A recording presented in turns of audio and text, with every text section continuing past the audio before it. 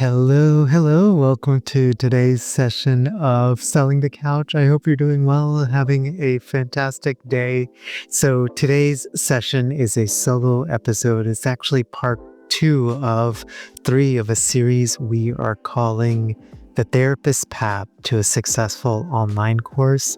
And I will link to the first part of this episode in the show notes for today. But today I wanted to cover what therapists get wrong about selling their first online course.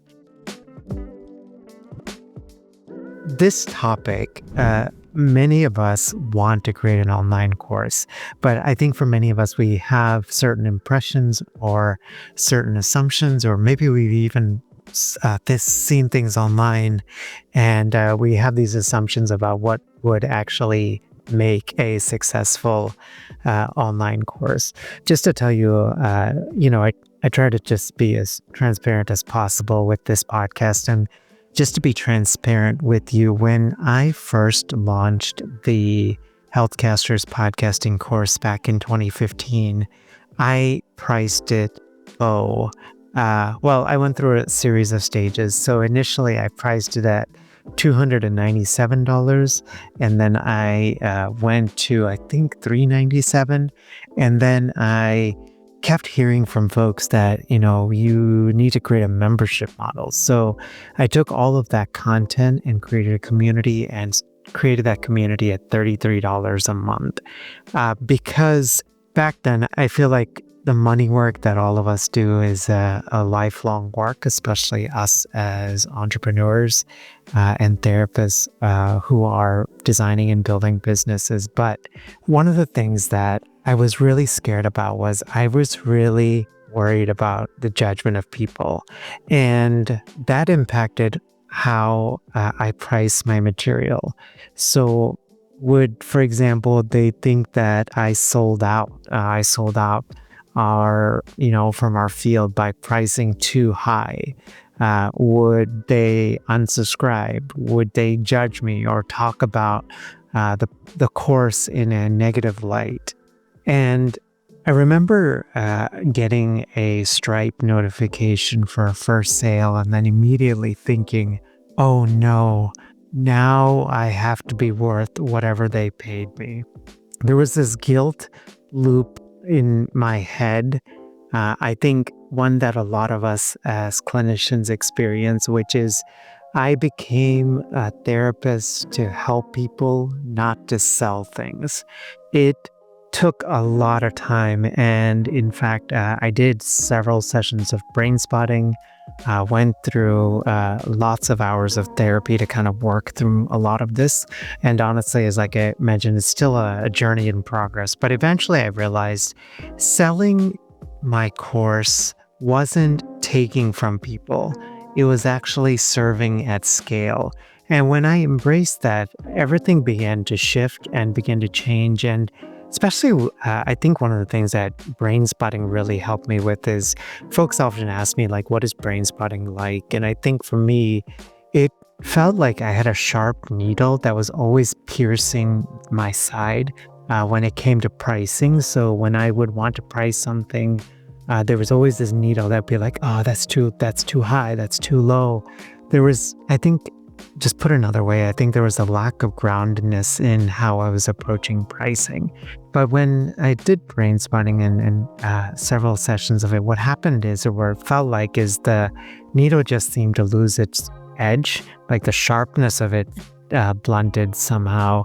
It wasn't that the needle wasn't there anymore, but it was just like the intensity of it. And I think one of the biggest things that I took away from this whole experience was ethical selling isn't about pressure. It's about creating a path to transformation with deep clarity and deep care for those that we will serve. So I wanted to just walk you today through 3 sales mistakes that therapists make and what to do instead, because these are just things that I've seen over now the past decade plus of building out my online course. We've also had the incredible privilege now to support over 55 therapists create their first online course.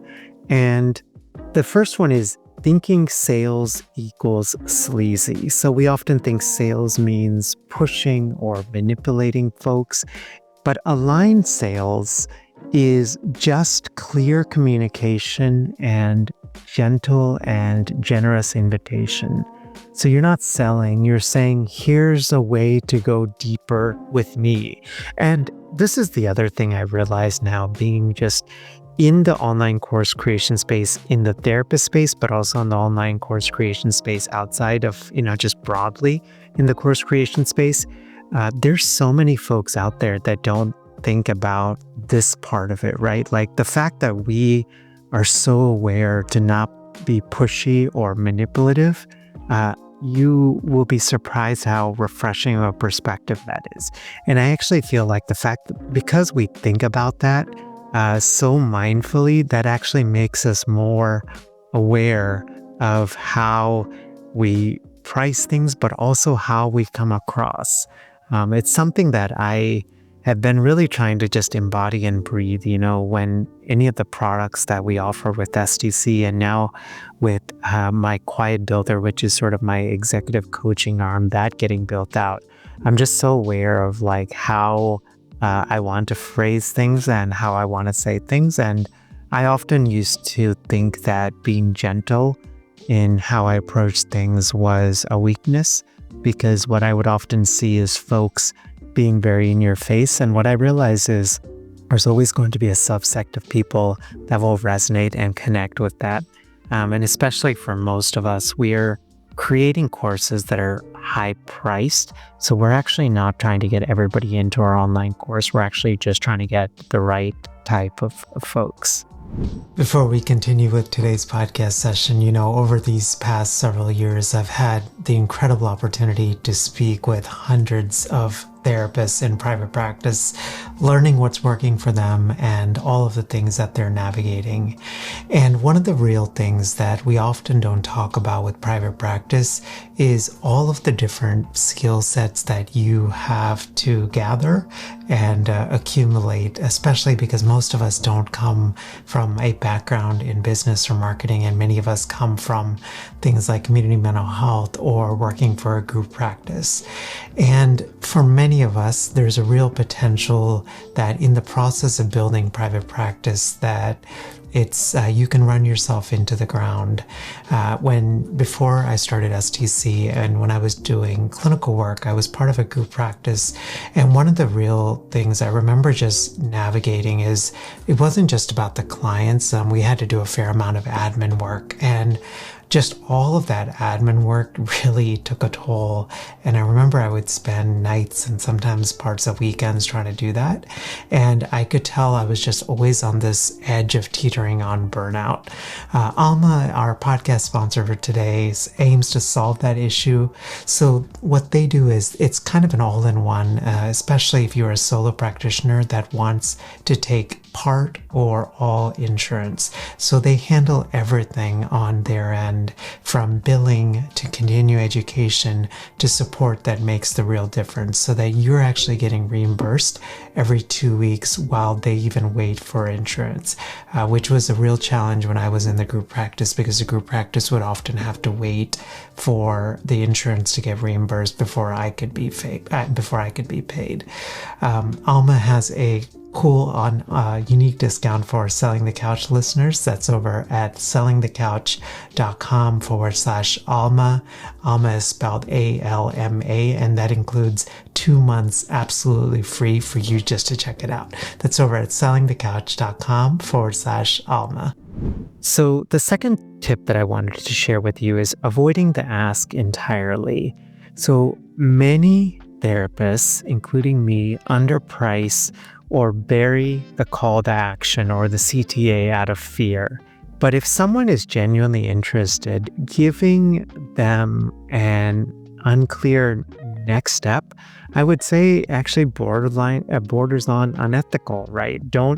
In short, don't make people try to guess how to work with you in a larger capacity. And again, just to reinforce this point with the first point, I think how you say things, I think the value that you provide, I think you can do this in a way that is honoring of your self as you as a business owner, but also honoring of your nervous system.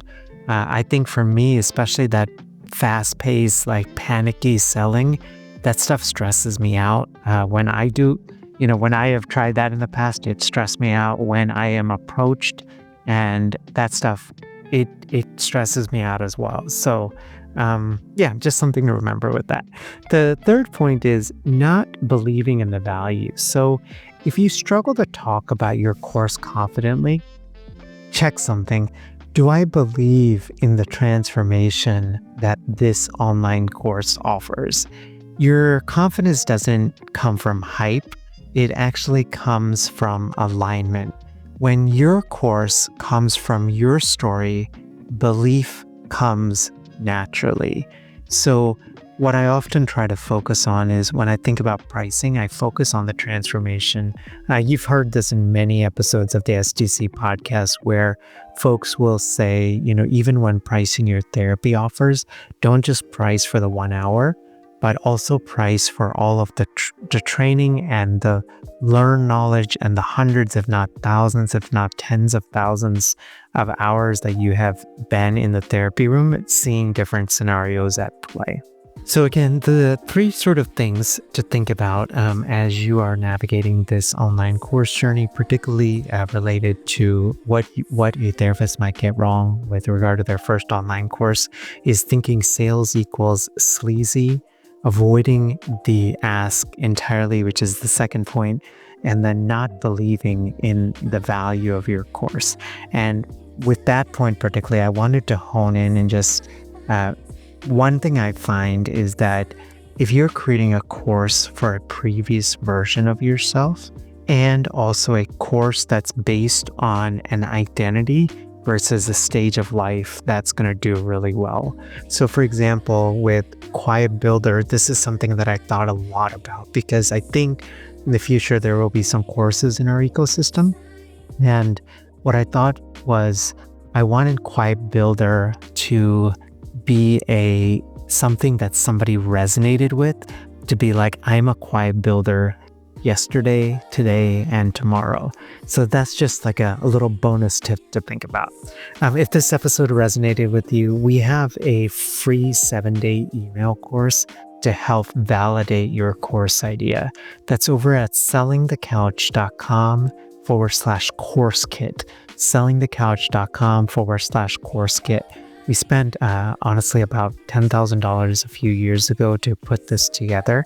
So it's a beautifully designed course, graphics, and it comes in your inbox, and we structured it in a way that's like easily paced. So definitely encourage you to check it out. And this also addresses something that many of us struggle with as we're creating an online course, which is anyone actually going to buy this? I don't want to spend all this time and money into creating a course if it doesn't actually get buyers. So I think you'll help find that extremely helpful. Again, that's over at sellingthecouch.com/course kit. Have a great rest of your day, and I will see you next time. Bye.